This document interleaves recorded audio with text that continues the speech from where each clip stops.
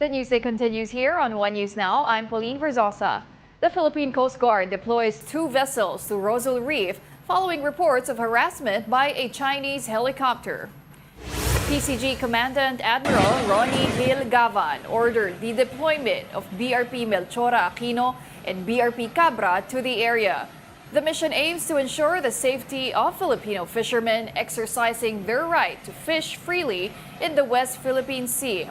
Now, this comes after a Chinese Navy helicopter was seen hovering over a Filipino fishing boat operating near Rosal Reef. President Bongbong Marcos expressed concern about reports of a Russian attack submarine in our exclusive economic zone. Mobile journalist Julie Baiza has that report. That's very concerning. Any intrusion into the West Philippine Sea of our EEZ or of our baselines is very worrisome. This was President Ferdinand Marcos Jr.'s statement following the recent sighting of a Russian attack submarine in the West Philippine Sea. Marcos did not make any more comment as he said he would let the military discuss the issue. Let the military discuss it with you, but I don't think it's a subject that we should. The National Security Council then announced that the Russian submarine coordinated and answered the radio challenges from the Philippines. They also explained that the submarine is not within the territorial sea of the country. So technically, the Russian ship is exercising freedom of navigation. Okay, so Part pa rin yan ng high seas, kaya kahit sinong barko ay pwedeng dumaan dyan, so long as hindi siya naglo-loiter or hindi siya kumukuha ng mga natural resources o kaya naman meron siyang ibang ginagawa na hindi tama, no? Gaya ng paggawa, for example, ng Marine Scientific Survey. So in this case, hindi naman ginagawa ng barkong yan. Nagsabi naman siya na nag-aantay lang siya na gumantay yung panahon. Meanwhile, PBBM led a gift-giving event for the residents of Marilac Hills and Haven for Women in Muntinlupa City. The president handed over essential supplies, including sacks of rice, food packs, medicines, bags of toiletries, and supplies for babies in celebration of the Christmas season. Senador pa ako at civilian pa ako, pupunta ako rito. At nakakatuwa naman na makita kayo at kahit papaano ay nasa-celebrate natin yung Pasko. He also assured them that the government will exhaust all means possible to allow every Filipino to experience a Merry Christmas amid challenges. Kahit na nasunugan ng mga iba't ibang lugar, kahit papano, tiyakin natin, tayong lahat, kami lahat, na lahat ng Pilipino, lalo na itong mga maliliit, itong mga bata, ay dapat ang mga bata kahit papano makaramdam ng Pasko, kahit sila ay naging biktima ng bagyo, kahit sila ay naiwan pa sa mga evacuation center, basta kami sa pamahalaan, titiyakin namin lahat ng Pilipino ay may Merry Christmas ngayong 2024. As part of the program, the children also showcased their talent and perform in front of the president. Mobile journalist Julie Baiza, we are One News. AFP spokesperson Francis Padilla says the detection of a Russian submarine in the West Philippine Sea falls under freedom of navigation. She also noted that it occurred within the country's exclusive economic zone in accordance with UNCLOS. Here's an excerpt from her interview on The Big Story. Tell us how you were able to spot the Russian submarine. Were we doing air patrols? Were they sea patrols who spotted them? What happened? First of all, good evening, Sean, Mase, and Denise, and thank you for having us tonight. Foremost, this submarine was detected by our radar that is from the Philippine Navy. And so this was reported to us, and we confirmed that it was on November 28th that this Russian submarine identified as UFA 490 was sighted 80 nautical miles west of Cape Calavite, which is in Occidental Mindoro. But if the submarine did not surface, ma'am, meron ba tayong capability? Do we have enough asset to monitor or to detect kung may pumapasok dun sa exclusive economic zone natin? Yes, ma'am. No, we have a mix of different equipment to be able to detect yung presence nga nito surfaced or underwater. Okay. We just want to know, Colonel Padilla, whether this radar is new. We understand we were talking about the new laws, yung maritime zones natin and archipelagic sea lanes. And we understand that that is not yet in effect, but it seems like this radar was already able to monitor. Ito po ba yung radar that we're going to be using to enforce our territories? And is it new? We have different set of equipments, and we also have from our partners, no. So we actually share information, and ito naman part na rin ng modernization assets that we have been acquiring through the years. And Colonel, if the submarine was tracked by that radar that you mentioned a while ago, by our own system, are we now able to monitor other vessels? Is that what it means? And kung oo po, up to what extent? This is what's important with this, no, that we were able to monitor nga the presence of this submarine. So with this, we can see that the capabilities are really getting to be modernized at this point, no, and because of this, we were able to immediately deploy assets to monitor and address the situation. And with that, we were able to ensure the security of the Filipino waters. Pero, Colonel, is this really a cause of concern? Well, President Bobo Marcos earlier mentioned that this is very worrisome. But I heard the National Security Council, well, particularly Assistant Director General Jonathan Malaya, mentioned that this is just part of the freedom of navigation. Right. So which is which? Of course, we were surprised that may Russian nga na vessel within our waters. So that is the one that is of concern to us, that meron ngang ganitong presence. But what is important to note is that we were able to detect them and react accordingly.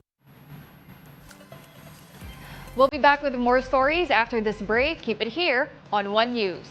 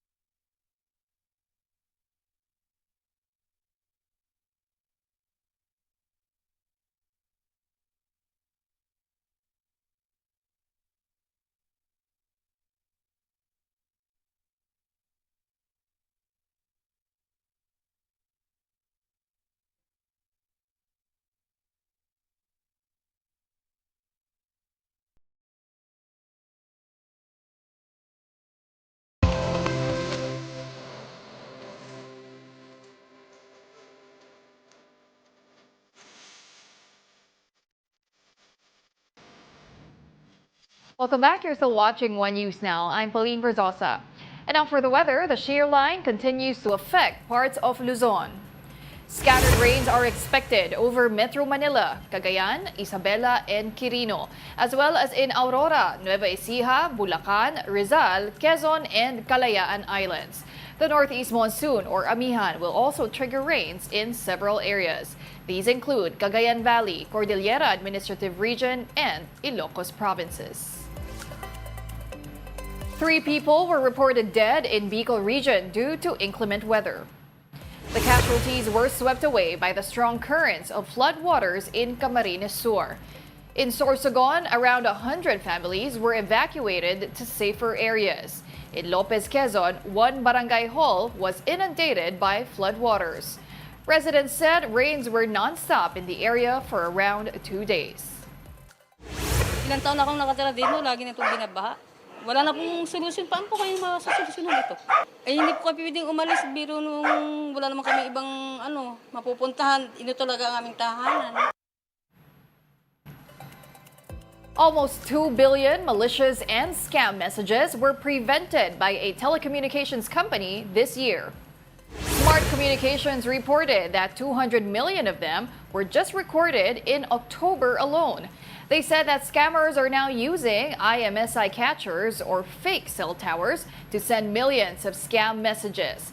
The Philippine Chamber of Telecom Operators are aiming to coordinate to authorities in catching criminals using IMSI catchers. Dapat may coordinate ka din na law enforcement agent na puhuli sa kanila. So we're still in that we're exploring possible suppliers for those hardware solutions para ma-apprehend o ma-monitor itong mga nagpo-proliferate na mga IMSI catcher. Anti-scam group Scamwatch Pilipinas suggested that telecommunication groups should have a more proactive stance in fighting scammers. They said that reminding their subscribers on text and social media is not enough to combat malicious messages. They have to create this education program. So that's why we ask them to invest on an education program, not necessarily with Scamwatch Pilipinas, but on their own, go to the grassroots. And those are the top stories of the hour. I'm Pauline Verzosa. We are One News.